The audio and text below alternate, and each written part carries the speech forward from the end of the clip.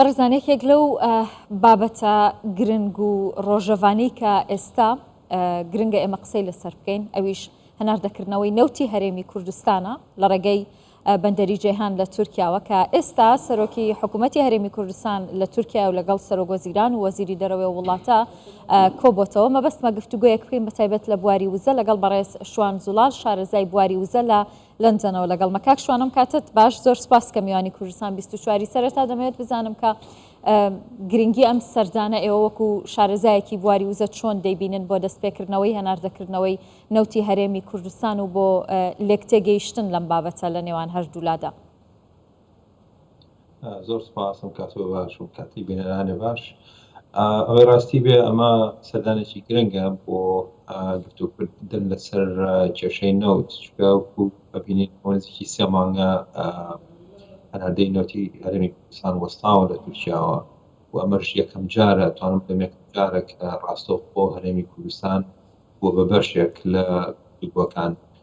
زۆر دیار نییە ئایا تا چەند ڕاستکراوە لە کۆبوونەوەکە لەگەڵ سەرۆکی تورکیا، بەس ئەو کێشەی نەوت ئێستا گەورەترین کێشەیە لە بینی عێراق و هەرێمی کوردستان و تورکیادا. لەبەرەوە لەو باوەڕەیان لەوانەیە زۆر بەچڕینە باس کرا بێت، چکە ئەمە دوای انتخاباتەکانی هەڵبژاردنەکانی تورکیایە.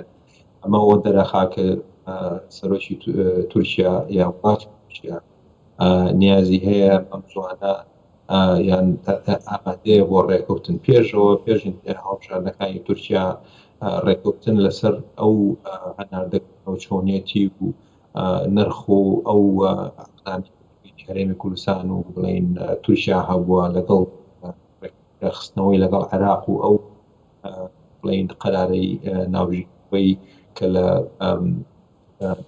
بڵین داگای ناوژیهاری پاریس دەرچوو.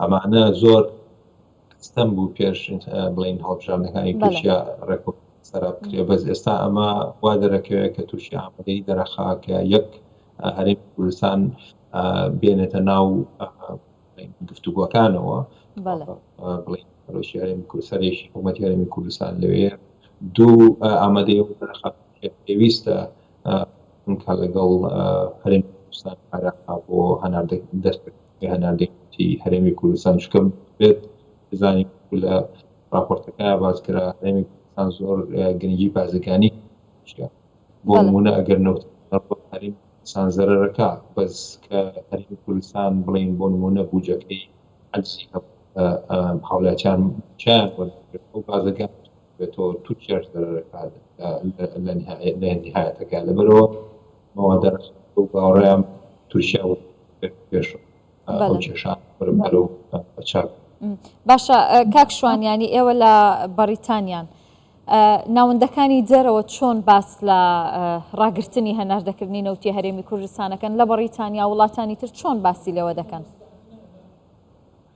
ئەوەی ڕاستی بێ ڕاگررتنی نەوتی هەرێمی کوردستان وەکو بڵێن بۆ بازاری نێودەوڵەتی دەورێکی زۆر گەورەی نییە، بەس بۆ ئەو بڵین ئینڤێستەرانەیە ئەو کۆمپانیانەی کەەوە بەرهێنانیان کردووە لە هەرێمی کوردستانە، ئەو کۆزانین زۆربیان یا لە لەندەن یا لە کەنەدا یا لە چەند وڵاتی چیکە لە تورکیا، ئەم کۆمپانیانە قەرزیان هەیە لای باڵەکانی ئێرە.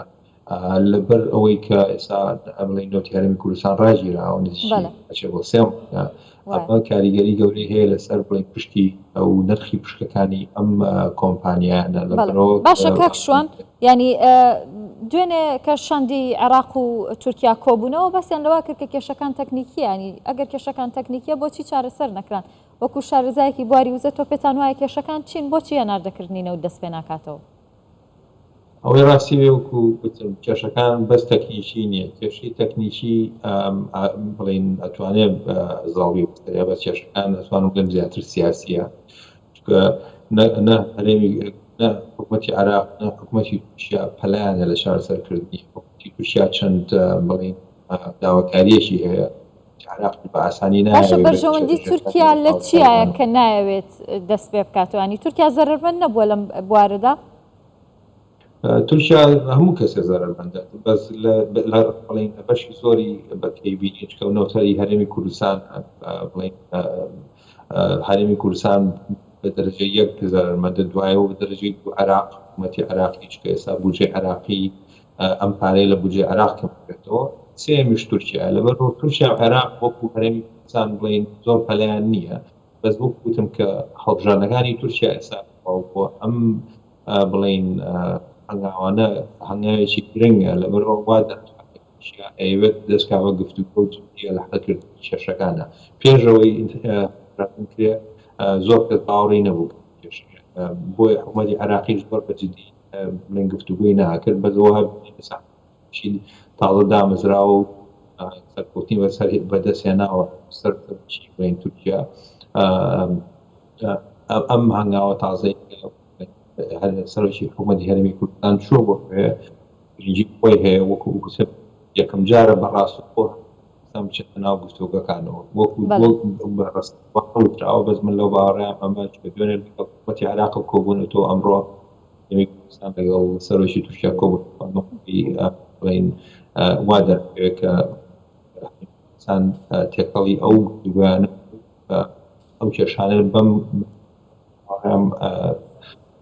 سەر بکرێت.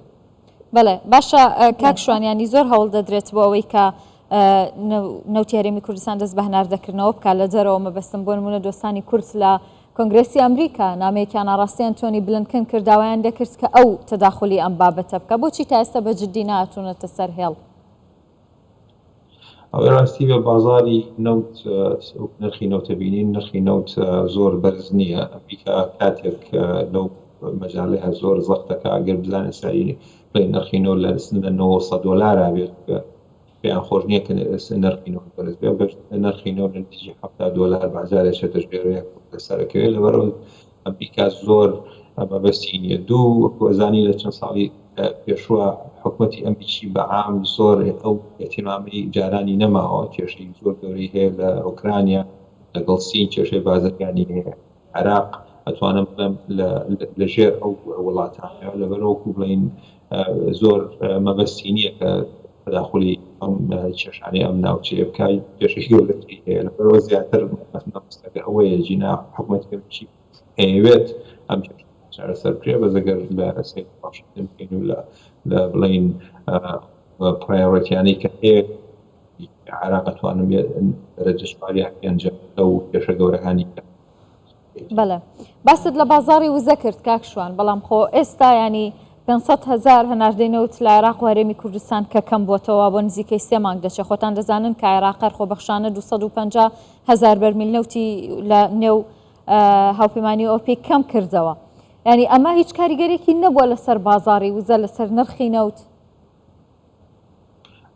کاتێک بڵین هەناردەکردنی نەوت وەستا مانگی 4 کاریگەری هەبوو نرخی نەوت جوڵاو کاتە بەس وەکو ئەزانین کە ئەم دوای بڵین کۆڤید بازاری نەوت پاستی زۆرە بۆ نمونە لە ماوەی چەند هەفتەیەکی کەمان نزیکی ملیۆن 2 ملیۆن بەرمیل دەتوانێت بێتە ناو بازارەوە لەبەرەوە 9 ملیۆن ئەو بڵین زەختە گەورەیە ناخاتە سەر نرخی نەوت. بەس ئەگەر دەربکەوێت لە ماوەی هەفتە 4 مانگی داهاتووە ئەگەر اقتصادی سینی هەستێتەوە چکە کۆزانین ئێستا اقتصادی سینی نەختێت متە هێشتا بە تەواوەتی لە دوای کۆڤید هەستەناوان درەنگی پێچوو لە مەسائلی کۆڤیدوانە بێنەوە بڵین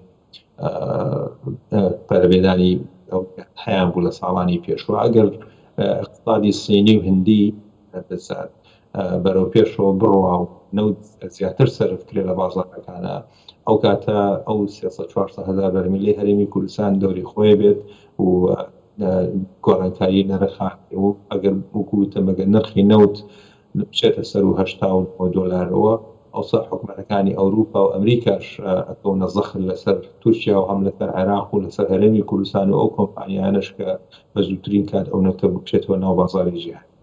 زۆر سپاس دەکەم بەڕێز شوان زوڵال شارەزای بواری وزە لە لەندەنەوە لەگەڵم بووی. دەست خۆش.